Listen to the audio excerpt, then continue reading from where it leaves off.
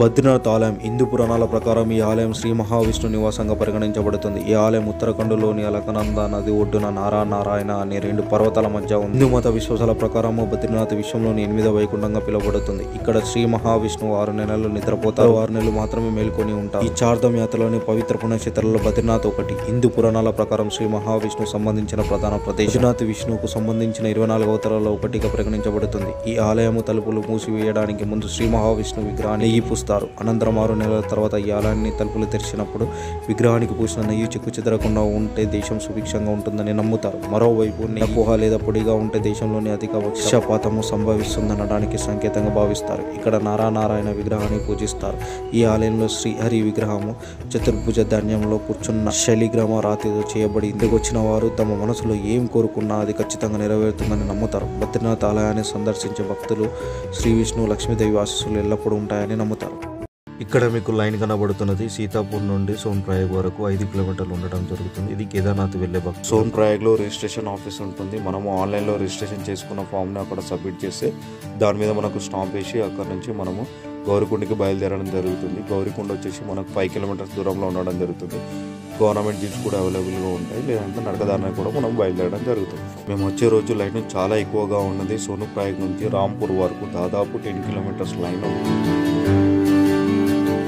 కేదారేశ్వరిని దర్శనం చేసుకుని మేము రాత్రి 12 గంటలకు సోన్ప్రయాగ్ రీచ్ కావడం జరిగింది. సోన్ప్రయాగ్ నుంచి బద్రీనాథ్కి వెళ్ళడానికి సీతాపూర్ నుంచి బస్సులు ఉండడం జరుగుతుంది, లేదా ఉత్తరకాశీ నుంచి కూడా బస్సులు వెళ్ళడం జరుగుతుంది. మేము ట్రావెల్స్లో వచ్చాము కాబట్టి మా కారు సీతాపూర్లో నుంచి మార్నింగ్ 9 o'clock మేము బయలుదేరడం జరిగింది. సోన్ప్రయాగ్ నుంచి బద్రీనాథ్ వచ్చేసి 218 కిలోమీటర్స్ ఉండడం జరుగుతుంది.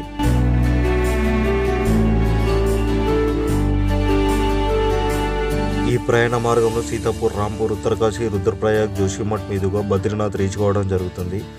మనకు పర్వతాల మధ్యలో ఎంతో ఆనందంగా ఉండడము, ప్రకృతి రమణీయంగా ఉండడము, ఘాట్ రోడ్ మార్గం గుండా వెళ్ళడము, టన్నెల్ నుండి వెళ్ళడము, మార్గం చాలా ఇరుకుగా ఉండడము, ఏదో ఎత్తైన పర్వతం నుంచి కిందికి దిగడము, మళ్ళా ఎక్కడము, కొండ చుట్టూ తిరగడము, ఇలాంటి అనుభూతులు కనబడుతూ ఉంటాయి.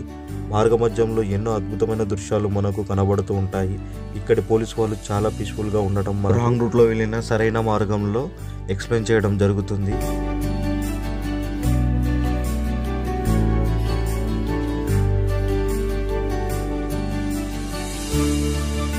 సోన్ప్రయాగ్ నుంచి బద్రీనాథ్ వచ్చేసి 9 గంటల సమయం పడుతుంది. మేము బద్రీనాథ్ రీచ్ కావడానికి రాత్రి 10 అయింది. అక్కడ మేము ధర్మశాలలో రూమ్ తీసుకోవడం జరిగింది. మాకు 3000 రూపీస్ ఛార్జ్ తీసుకోవడం జరిగింది. ఇది ఓన్లీ 7 hours మాత్రమే. మార్నింగ్ 4 o'clock లేచి మేము బద్రీనాథ్ టెంపుల్కి ముందు హాట్ వాటర్ గుండెలో స్నానం చేసి మా లగేజ్ని ప్రసాదాలు ఇచ్చి దగ్గర స్టోరేజ్లో పెట్టడం జరిగింది. మాకు దర్శనం కావడానికి 5 hours టైం పట్టింది.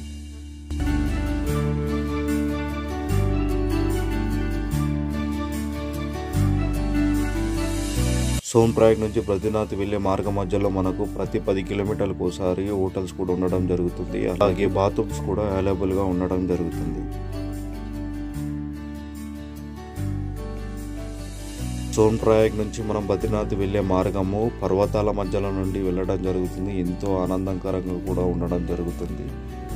చాలా భయంకరంగా కూడా ఉంటుంది. చాలా పెద్ద పెద్ద లోయలు కూడా ఉండడం జరుగుతుంది. టన్నెల్ కూడా ఉండడం జరుగుతుంది. మీరు ఇలాంటి ప్రయాణాన్ని ఎప్పుడు చూసి ఉన్నారు? ఇలాంటి ప్రయాణాన్ని కంపల్సరీ ఎక్స్ప్లెయిన్ చేయాలని నేను కోరుకుంటున్నాను.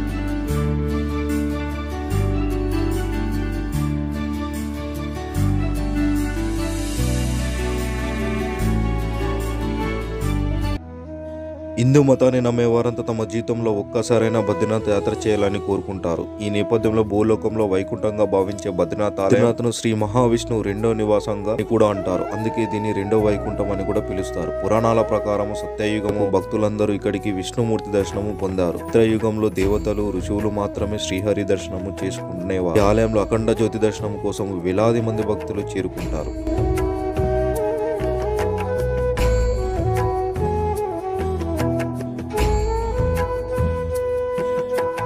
బద్రీనాథ్ ఆలయ చరిత్రలోకి వెళ్తే హిందూ పురాణం ప్రకారం బద్రీనాథ్ ఆలయంలో మానవులు వేసవి కాలం నుంచి 6 నెలల పాటు శ్రీహరిని పూజిస్తారు.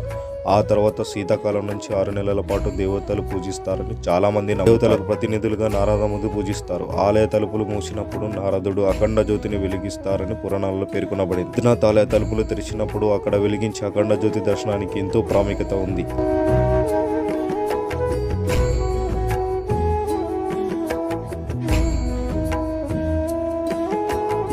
ఈ సమయంలో అంతేంద్రియ కాంతిని చూసేందుకు భక్తులు పోటెత్తుతారు. ఈ అఖండ జ్యోతిని అంతేంద్రియ వెలుగును చూసిన వారికి పాపం నుండి విముక్తి లభిస్తుందని, మోక్షంలో భాగమవుతారని నమ్ముతారు.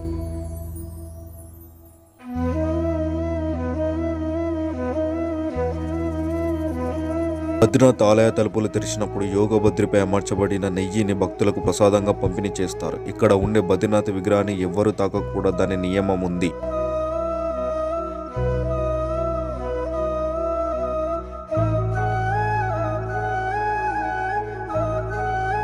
ఈ ఆలయంలో విష్ణుతో పాటు నారాయణ రూపాన్ని పూజిస్తారు. ఎందుకంటే ఇక్కడ భగవంతుడు నారాయణుని రూపంలో తపస్సు చేశారు. అందుకే ఆలయ గర్భగుడిలో శ్రీ హరి సహిత నారాయణుని విగ్రహము ధ్యానంలో ఉంటుంది. ఇక్కడి భగవంతుని విగ్రహము శాలిగ్రామ్ రాతితో తయారు చేయబడింది. ఇది 1 మీటర్ ఎత్తులో ఉంటుంది.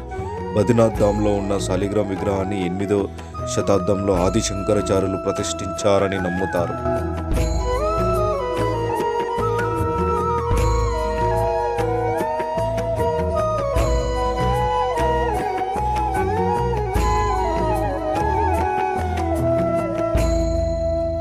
మన దేశంలోని ప్రసిద్ధ వైష్ణవ క్షేత్రాలు ఒకటైన బద్రీనాథ్ ఆలయం ఉత్తరాఖండ్ రాష్ట్రంలోని అలకనంద నది తీరాన నారాయణ అనే 2 పర్వతాల మధ్య ఉంది. ఈ ఆలయంలో దక్షిణ భారతదేశంలోని పూజారులు స్వామివారికి ప్రత్యేక పూజలు ఇస్తారు. ప్రతి ఏటా చార్ధామ్ యాత్ర అనగా గంగోత్రి, యమునోత్రి, అలాగే కేదార్నాథ్తో పాటు బద్రీనాథ్ ద్వారాలు కూడా తెరవడంతో ప్రారంభమవుతుంది. బద్రీనాథ్ ఆలయం మహాద్వారాలు ముయ్యడంతో ఈ యాత్ర ముగుస్తుంది. ప్రతిరోజు ఉదయం 6 గంటలకు గుడి ఓపెన్ చేయడం జరుగుతుంది. మధ్యాహ్నం 12 వరకు ఉంచడం జరుగుతుంది. అలాగే సాయంత్రం 4 గంటలకు ఓపెన్ చేసి రాత్రి 9 గంటల వరకు ఉంచడం జరుగుతుంది. భక్తుల రద్దీని బట్టి టైమ్స్ అటు ఇటు చేంజ్ కావడం జరుగుతుంది.